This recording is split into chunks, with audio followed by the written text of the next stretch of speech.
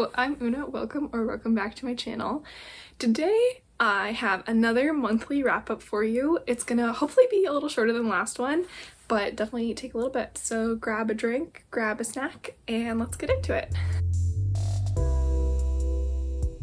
So I'm going to try and go about this in approximately the same way I did last month. I'm going to go through my overall stats. I keep track of it in a book spreadsheet and in Storygraph, and then I will get into some mini reviews of each book that I read. I think I'm going to try and go chronologically this time, just to see if that works better, I guess. But yeah, let's get started. So September, I would say overall vibes-wise, it was a worse reading month for me. I didn't have as many books that I was really excited about or that I really loved. I had 9, I believe, 5 stars in August, and I only had 3 in September, and just had like a lot of like 3 and 4 stars, and I don't know, I just felt a little bit off, but that's okay. Overall, I read 22 books, 6,000 pages, around 205 pages per day, which is also significantly less than usual. And my average page count was pretty far down to 281 pages per book, which I knew was going to happen. I did read quite a few shorter books, but I do think it kind of shows that maybe my attention was not quite as focused on books. I also was listening to a lot more podcasts this month. I got really into some YouTube rabbit holes, but you know, that's okay. I read 5 books from authors of color. I read 14 books with LGBT representation, and I read 18 books from new to me authors. I also read 17 books with female authors that were women, and 1 book from a non-binary author.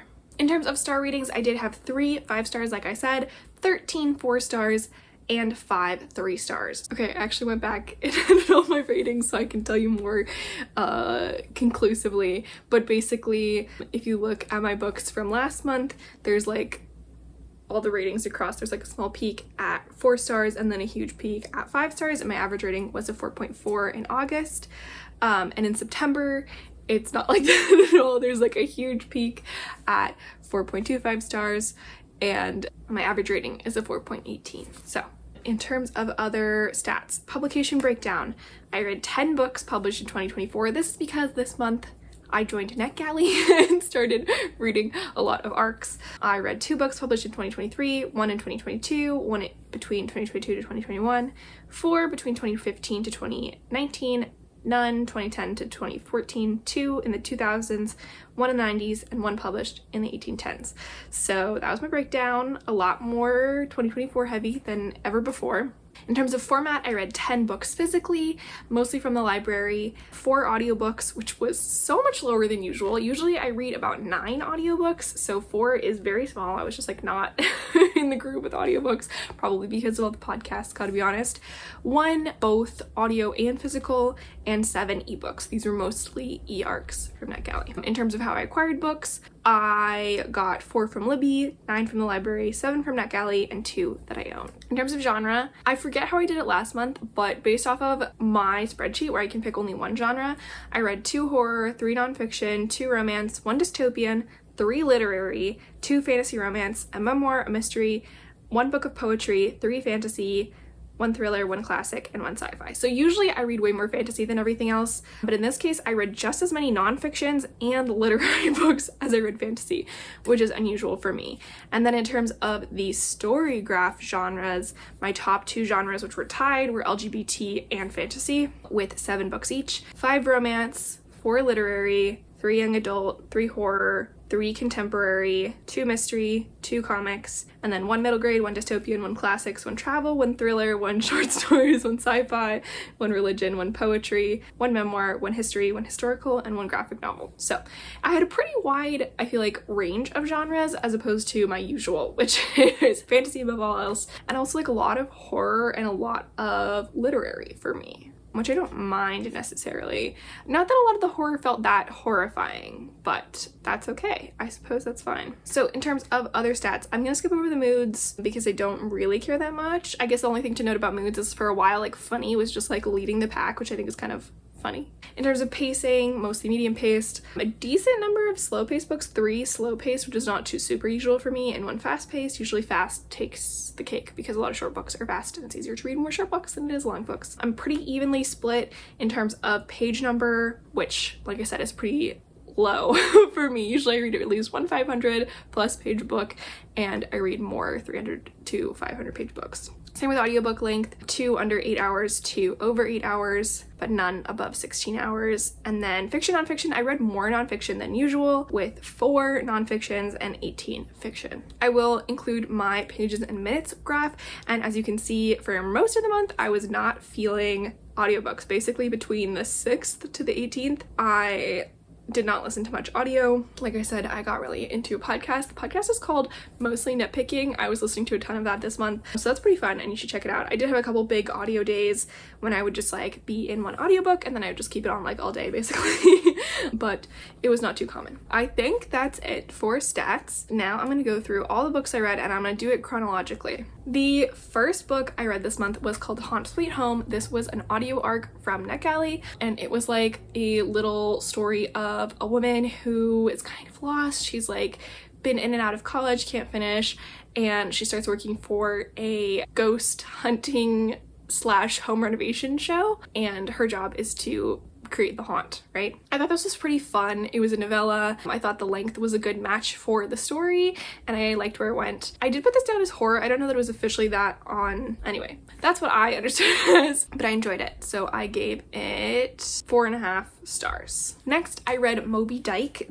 An Obsessive Quest to Hunt Down the Last Remaining Lesbian Bars in America by Krista Burton. I did enjoy this. I gave it 4 stars, and I think what a lot of people kind of picked up on in their reviews was just that like it was kind of pitched as more informative than it ended up being. It was very much like a memoir of this woman's experience going to all these bars, and she was kind of a weird narrator. She would focus on weird things, like flying into New York, she like had this whole page about how she was so excited to see the skyline and the woman next to her wasn't. It was just like, I don't really care. And also she's a lesbian, she's married to a trans man, and would talk a lot about how people judged her for not looking lesbian because she's very femme. And when she and her husband went into these like lesbian bars where they had spent a lot of time, both of them had belonged to the lesbian community for many formative years of their lives, they would like be judged and seen as straight. But then she would also like make all these judgmental comments or like generalizations about like queer people do this, gay people do this, lesbians do this. Like, I don't know, it just felt kind of weird. Like you're generalizing and judging people and then you like are attacking people for judging you. I don't know, it was just kind of weird, but I'm glad I read it. Next, I read Don't Want You Like a Best Friend. This is a historical sapphic romance, kind of Parent Trap-y. And I enjoyed this. I gave it 4.25 stars. I don't remember a ton what maybe the things I didn't love about it were, but I think overall I just like, I did enjoy it, but it wasn't like incredible. It wasn't an all-time favorite or anything, which I was kind of hoping it would be. It was fun though, and I enjoyed the historicalness of it, the lighthearted romanceness of it. Next, I read Songlight. This was an e-arc. This was kind of a dystopian fantasy where basically certain kinds of people have these like magical gift that's called Songlight, I think. It felt overall, it was interesting. I really liked that one of the locations it was set in was like a harbor town, but I think what I said in my like review was I felt like the descriptions were not really totally there, which it's like post-apocalyptic dystopian, and I feel like for it to be post-apocalyptic, like a lot of things need to have changed, right? But I felt like I was kind of pulling a lot from my own memory of going to different locations to kind of fill in the details. It also felt like very inspired by The Handmaid's Tale, like too much. And then the magic that was like Songlight, the author's note had this whole thing about how like music is like such a fundamental human thing, it's so connecting, and then the magic itself didn't feel that connected to music. It was just called Songlight, and sometimes it was described like singing, but it wasn't really that connected to it. So I gave it 3.75, I believe. Next, I read Alia's Mission, Saving the Books of Iraq. This isn't a vlog, but I'll just say I gave it 3 stars. I thought it was fine, but nothing special. Then I read All Fours by Miranda July. I gave this 4.5 stars. I will just say this book was as weird as I thought it would be, in a completely different direction. I knew basically nothing going into it. I really loved the writing, and I thought it had some really beautiful things to say about personality, knowing yourself, how you change, growing older, connecting to other people, just a lot of things. But it was definitely weird, and yeah, I want to read more by Miranda July, definitely. And I think this would have resonated with me more if I was older. It's a lot about this woman finding herself like basically just in her late 40s, starting to go through menopause, and that's like a big part of it. And but I really enjoyed reading it and talking to other people who had read it and connected with it deeply. Then I read You Exist Too Much. This I gave 4.25 stars. I found this actually very similar to all fours and just a little bit less gripping in terms of the way it was written and the structure. We did a book club on this. I went to a book club for it. A little bit more clearly like the author's first book post MFA program, and I don't know, just like not quite the best crafted, but it did have a lot to say, and just like very, very messy relationships, unhealthy relationships, but I enjoyed reading it. Next, I read This Fatal Kiss. This is also an e-arc, and this was kind of a Slavic mythology. This girl is a water spirit because she died in the water, and she's trying to kind of figure out, she's trying to become human again, and also kind of figure out what happened to her. And the other two characters, this is kind of polyamorous. The other two characters are the local exorcist and this guy who is like a friend of the exorcist, and they're kind of not sure what he's doing around here, why he's willing to spend so much time with them. I enjoyed this. I really wish this had been a standalone. It turns out it's the start of a series. The plot is completely unresolved, and not completely unresolved, but largely unresolved, which is really sad for me because I just don't think this has too much to go off of to be a full series. Like the world just feels a little bit thin. It's set in this small town, and just like the setting is not quite rich enough, I think, for it to be a series. The characters are not quite deep enough for it to be a series, but I did enjoy it overall, and the cover is gorgeous. I mean, just look at that. Next, I read No Rules Tonight. This is also an arc. This was really cool. I gave This Fatal Kiss 4 stars. I gave No Rules Tonight 4.25 stars. This is just a short story about, or short graphic novel about basically what it was like to live in South Korea in the 80s. And so basically there's this authoritarian rule, and it's about this college traditional song, dance, and acting club. It's like this traditional Korean art form that has this like retreat, and basically all the various plot lines that are going on this retreat. A lot of the students are kind of resisting or maybe about to join the army and kind of reckoning with their position as college students in this government, and kind of talking about the significance of this night. It's Christmas, and for a long time Christmas was like the only time that people had where they could go out and gather, where there wasn't a curfew, and so it's kind of the symbol of like fighting for freedom in South Korea. And there's all this stuff about banned books, and anyway, it was really great. It was really cool. Next, I reread Chasing Vermeer. I gave this 5 stars. This is a mystery. It's like a middle grade mystery, and it's all about these like paintings and this art theft and these two kids trying to kind of puzzle these things out. I loved this as a kid, and I still love it now, and I'm really excited to read more books in this series. Then I read Not in Love by Alia Hazelwood. This is like an erotic romance between a chemist and a what is he, a finance guy. I really enjoyed this, mostly because I really love romance that has like weird amounts of corporate drama. It's very niche, but this one has like this like company acquisition is going on. It's like a hostile takeover, and there's all the drama with her boss and the company and the patents and stuff. And I just kind of love when a mystery is like, we're gonna have, you know, corporate espionage. Like, I just like, nobody does that, you know? That's so good. So I had a great time with it, and I liked the characters. I wouldn't say it's like an all-time favorite. I do think I liked Bride a little bit better, but I mean, a hostile takeover in a romance, like, please, if you guys do any more romances with hostile takeover or corporate espionage or just like corporate drama, let me know, because I love those. Next, I read Julia Hungry, which I do own.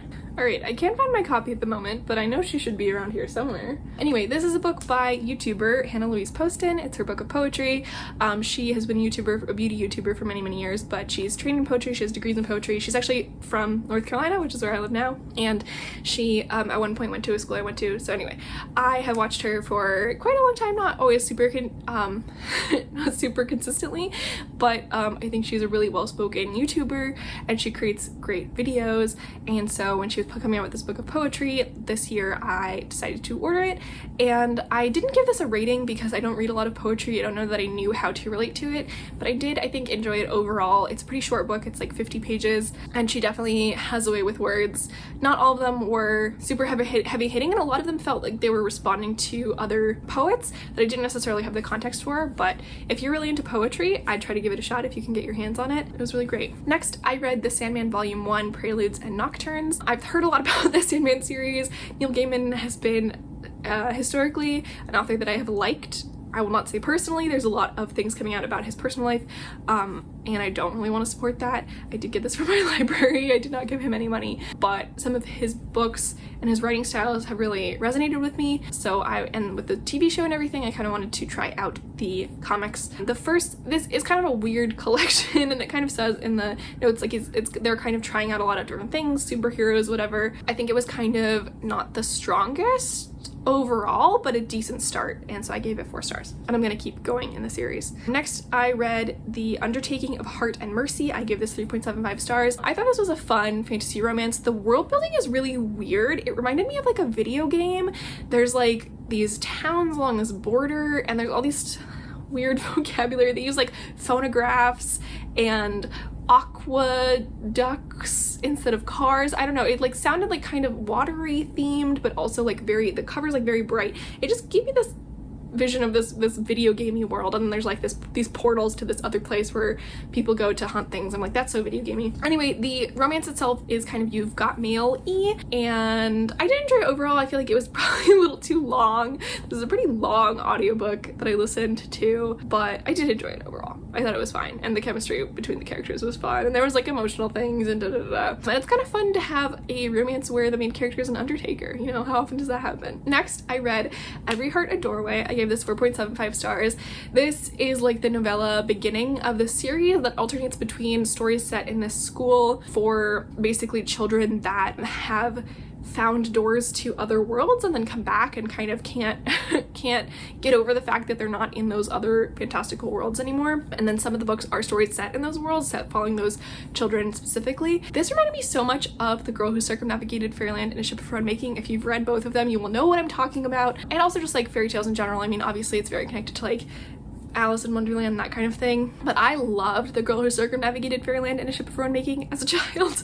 And it really has a character like this, like some of the characters in this, who found her way into the fairyland, lived her whole life out there, and then was sent home as a child again, and like just like how traumatic, how devastating that was to her. And I just think that's such an interesting concept. I really liked this book. It was very short, but I enjoyed it. I enjoyed it a lot, and I definitely want to keep reading in this series. I'm very curious. I feel like people's opinions seem to be kind of all over the place depending on which characters they like, which stories they like, but I'm really curious how the school storyline continues to go. I know a lot of the books dive into the characters that we've already met and their kind of stories, and I'm curious to see if I will like those as much as I like the story about the school. Next, I read the newest Jewish encyclopedia. Hopefully I don't topple this stack of books behind me. This is this book. It is, like it says, it's an encyclopedia. It's kind of comedic. It's all about like Jewish culture and history and a little bit about religion. I got this book in 2020, and when I was just really starting this Jewish learning journey that I have been on for about the past 4 years now. And back then it really meant a lot to me. There was a lot I didn't know. I would read a little bit of the book every night and learn a little bit. Now where I am in my Jewish learning journey, I have learned so much from this book and from many others, and it just didn't quite hit the same. It didn't quite feel like, oh, I'm learning so many things. It felt more like, oh, this is kind of a very simple way to state this or to get into this. I was really unsatisfied with a couple of the entries in the encyclopedia, which, you know, to be fair, it's an encyclopedia. They have to cut it short. It's only like 300 pages, so they have to cut a lot of things out. But I was just like, anyway, it does not mean it's not hit the same anymore, but that's okay. I gave it 4.25 stars. Then I read Beneath the Trees Where Nobody Sees. This was like a cutesy horror mystery comic, and I'm glad I read it because I was really curious, but it definitely wasn't my thing. I gave it 3.5 stars. If you're into that, it's like Richard Scarry meets Dexter is how it's built, and I think that's pretty accurate. But yeah, sure, that was kind of fun. Then I read Graveyard Shift, which was an advanced listener's copy, an audio arc by ML Rio. I was really excited by this. The cover's really beautiful. ML Rio has a lot of hype. She's also from North Carolina, which I didn't know, so like there's been a lot of book events around here. I think it might even be set in Chapel Hill. I'm not sure. I didn't love this book. I think partially I really didn't like a lot of the audiobook narrators. I found there were 5, I believe, different narrators, and 4 of them really grated on me, which is not good for various reasons. I don't usually have that many issues with audiobook narrators, but I really did this time. And also the story just didn't feel that scary or tense. I wasn't sure why these people, like, I knew that the like conceit is that all these people go to the graveyard to smoke, but then they were just like very, very close with each other, and I was like, how did you guys, like, what is it that you're all doing at the graveyard smoking that means that now you're like all best friends and you just like know how to work together in this way and you're willing to do all this for each other? I don't know, there were parts of it that I really liked. I did give it 3.25 stars, I think. Like, I didn't hate it, but I just thought it was kind of, I don't know, not very much in the end. Next, I read Marriage of a Thousand Lies. This is about a Tamil Sri Lankan woman who is gay and kind of dealing with, it's set in 2012, which is actually was really interesting, I thought, but kind of dealing with kind of rekindling this relationship with a family friend and someone she used to date, and kind of dealing with, she's in this marriage of convenience with another, I think he's also Tamil and Sri Lankan, but I could be wrong, man who is also gay, and they're kind of protecting each other in this relationship, but then this conflict with her childhood best friend who she dated, who's now getting married, and her family and her grandmother and things. I thought this was really interesting, and it was really beautifully written, and I'm really glad I read it, and I'm gonna read more from this author, definitely. Next, I read Pride and Prejudice. I loved this. I thought I would. I have seen some adaptations of various Austen properties books before, but I really enjoyed it. And this is the one book that I read both audio and physical. Just the kind of slow narrative development and the characters and their relationships was just pretty great. My one qualm, which spoilers for Pride and Prejudice, but at the final like proposal and like confession of feelings was kind of summarized rather than stated in dialogue, and I just felt so much of the dialogue between Elizabeth and Darcy is so good and so rich, and just to be like, and then she told him her feelings, I was like, no, wait, I want to hear it. But that's okay. Then I read How Long Till Black Future Month. This was actually kind of a fun project for me. This is by N.K. Jemisin. It's a collection of short stories. I knew I really liked N.K. Jemisin because I read the Broken Earth, what's it called? The first one in that, the 5th season. Some of these short stories are connected to her works, but also I haven't read a lot of short story collections, and so I tried to read like 1 or 2 every day for the whole month, which I did pretty successfully. I ended up, I read I think 2 the last day, but I really liked this. Definitely not every story was perfect, but I did give it a 4.25 stars overall, and some of them are really, really cool. Some of them I really liked, and I'll have to go find their names at some point, but I'm really glad I read it, and I definitely want to read more from her in general. And finally, the last book I read in September was Blood Over Bright Haven. This I read on recommendation from Emily Fox, and she really loved it. I think it was maybe one of her very top books last year. It's definitely like dark academia. It's kind of like Babel. If you've read Babel, this is very, very similar. I think the standout things about this book, I gave it 4 stars overall. I just found similar to Babel, the kind of social, political, and commentary on oppression was just very heavy-handed. It didn't feel like you were allowed to come to your own conclusions about it or to just see it demonstrated and be like, oh wow, and have your own thoughts about it. It was like very kind of in your face, especially the feminism stuff and some of the other things about racial, basically, oppression and systems of power, and just kind of the way the oppression and bigotry was kind of throughout the system. Anyway, I will say the thing I really, really liked about this was the magic system. Like, magic was basically like computer programming, which I think was really, really cool. I don't think I've ever read a fantasy with magic like that before. That was really cool. And I do think the reveal of like what the magic was really doing was done well. That was really interesting reveal. So I think it's worth a read. If you liked Babel, you'll probably like it, but I think it could have been a little bit more sophisticated in the way it was told. And yeah, like the characters were decent, but they weren't incredible characters. Okay, so that is all the books I read this month of September. So not this month, this is October now. I am overall I read some good books, and I pushed myself to read some out of my comfort zone things. I think for October, I just want to focus on reading books that I really think I'm going to enjoy and reading more, honestly, because I can and I want to. And I have so many books I want to read. This is a comically huge stack of books I want to read, along with these books and some others around, but I thought I'd put it here because it's just so comically large. A lot of them are from the library. Anyway, I would like to read just like as many books as I possibly can in the month of October, and hopefully get some more 5 stars. It is my birthday month in October, which I said in my TBR video, but I just want to get more books that I love and just like read in luxury in them. So yeah, thanks so much for watching. Let me know if you've read any of these books, if there are any books that you disagree with me on, or what your top book of September was, or top 3, you know, it's hard to pick a favorite, or if you see any books back here that I should read, let me know. I'm definitely not gonna get to all of them in October, but I'm gonna do my best. So yeah, thanks so much for watching, and I'll see you in the next one.